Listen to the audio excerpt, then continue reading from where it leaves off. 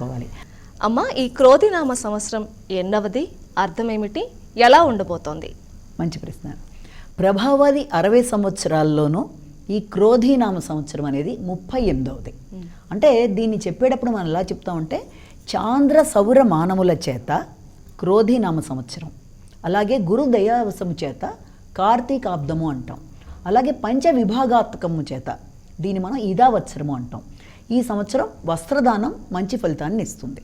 అయితే ఈ సంవత్సరం అర్థం ఏంటి అన్న విషయాన్ని తీసుకున్నట్లయితే అర్థంలో సాధారణంగా 38వ అవ్వడం వల్ల, అంతేకాకుండా ఈ పేరుని చూసినట్లయితే పేరులోనే మనకి కొంత కనబడుతోంది. అయితే ఈ సంవత్సరం ప్రజల మనోభావాలన్నీ కూడా ప్రజలవి వాళ్ళకి ఎలాగైనా రుణము చేసైనా సరే చేతిలో ఉండే ధనాన్ని పెట్టుకోవాలి అన్న ఆరాటం ఉంటుంది.